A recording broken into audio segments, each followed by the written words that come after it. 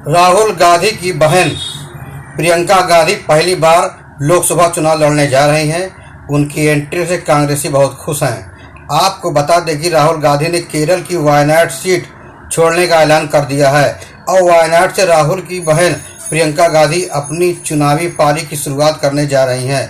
चुनावी राजनीति में एंट्री लेने वाली प्रियंका गांधी गांधी परिवार की चौथी महिला और 10वीं सदस्य हैं। साथ ही प्रियंका गांधी परिवार की पहली सदस्य हैं जो दक्षिण भारत से अपनी सियासी पारी की शुरुआत करने जा रही हैं। प्रियंका के वायनाड से चुनाव लड़ने से भाजपा ने निशाना भी साधा है।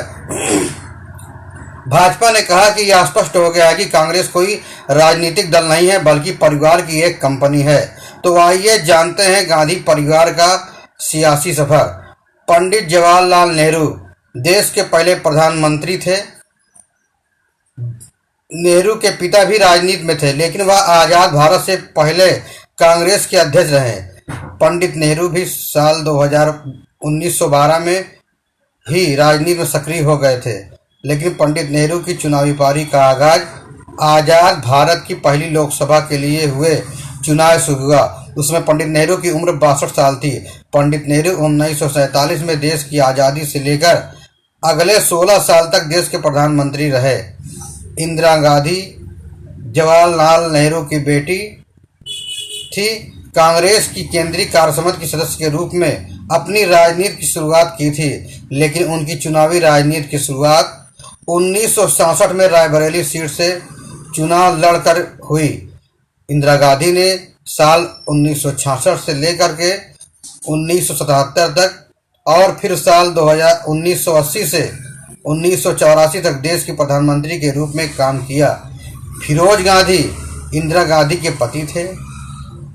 स्वतंत्रता आंदोलन से जुड़े रहे और देश के पहले आम चुनाव में वह कांग्रेस के टिकट पर प्रतापगढ़ रायबरेली सीट से सांसद निर्वाचित हुए। साल 1957 में देश के दूसरे आम चुनाव में वह रायबरेली से सांसद चुने गए। इसके बाद आते हैं संजय गांधी। संजय गांधी इंदिरा गांधी के छोटे बेटे थे। युवा अवस्था से ही राजनीति में सक्रिय हो गए थे और आपातकाल के बाद वे उत्तर प्रदेश की अमेठी सीट से चुनाव लड़े, लेकिन उन्हें चुनाव में बुरी तरह हार का सामना करना पड़ा। हालांकि इसके बाद साल 1980 के आम चुनाव में फिर से संजय गांधी ने अमेठी चुनाव लड़ा और चुनाव जीतकर संसद पहुंचे। मेनका गांधी संजय गांधी की पत्नी थी। मेनका गांधी से 1974 में शादी हुई।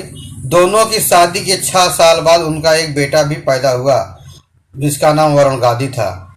जब संजय गांधी का निधन हुआ तो उस वक्त वरुण गांधी केवल 3 महीने के ही थे।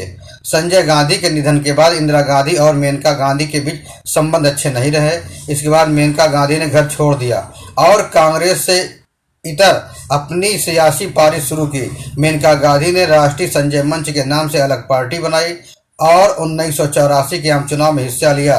उस चुनाव में मेनका गांधी ने अमेठी से चुनाव लड़ा, लेकिन उन्हें हार का सामना करना पड़ा। इसके बाद मेनका गांधी जनता दल में शामिल हो गई और पीलीभीत सीट से 2 बार सांसद रहीं।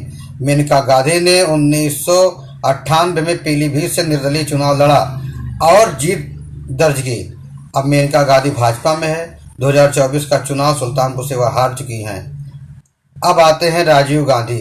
राजीव गांधी संजय गांधी के बड़े भाई थे।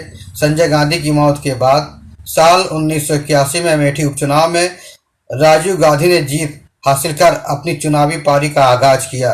1984 में इंदिरा गांधी की हत्या के बाद राजीव गांधी देश के प्रधानमंत्री बने, साथ ही कांग्रेस के अध्यक्ष भी चुने गए।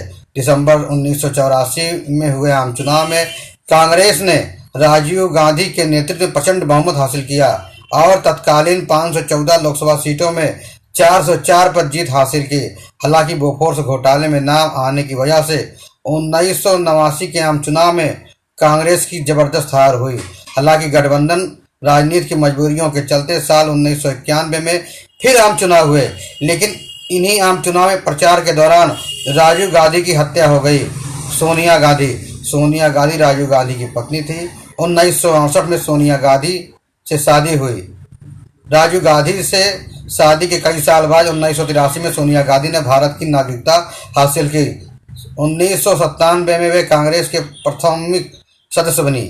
साल 1998 में पार्टी की अध्यक्ष चुनी गई। सोनिया गांधी ने साल 1999 में पहली बार कांग्रेस की परंपरागत अमेठी सीट से लोकसभा का चुनाव लड़ा। साल 2004 में सोनिया गांधी के नेतृत्व में यूपीए ने केंद्र में सरकार बनाई और 10 साल तक सत्ता में रही। अमेठी के बाद सोनिया गांधी साल 2004 में रायबरेली से सांसद चुनी गई। 2024 तक यहां से सांसद रही। फिलहाल वह राज्यसभा की सदस्य हैं। राहुल गांधी की चुनावी पारी का आगाज साल 2004 में हुआ, जब वह अमेठी से सांसद चुने गए। इसके बाद वह लगातार 3 लोकसभा चुनाव में अमेठी से सांसद चुने गए।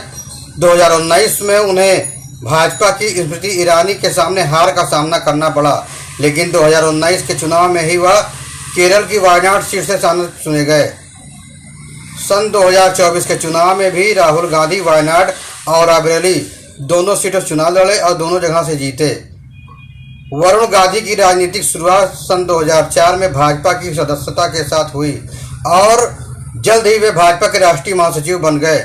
महज 29 साल की उम्र में वरुण गांधी पीलीभीत सीट से चुनाव जीतकर संसद पहुंचे। इसके बाद वरुण गांधी सुल्तानपुर सीट से सांसद चुने गए। सन 2024 के चुनाव में भाजपा ने वरुण गांधी का टिकट काट दिया। पारी शुरू करने वाली प्रियंका गांधी नेहरू परिवार के नई सदस्य हैं। प्रियंका गांधी बीते कई वर्षों से रायबरेली में अपनी मां सोनिया गांधी के लिए चुनाव प्रचार करती रही हैं। साथ ही वह उत्तर प्रदेश विधानसभा चुनाव में भी पार्टी की कमान संभाल चुकी हैं, लेकिन वायनाड से उनकी चुनावी पारी की शुरुआत हो रही है। इसलिए कांग्रेसी बहुत खुश हैं। वे कह रहे हैं कि प्रियंका गांधी 4 लाख वोट से जीतेंगी। बहरहाल यह तय हो गया है कि अब की बार प्रियंका गांधी वायनाड सीट से अपना भाग्य आजमाएंगी। फिर मिलेंगे नई खबरों के साथ, नई समीक्षा के साथ। तब तक आप स्वस्थ रहें, सुरक्षित रहें। धन्यवाद।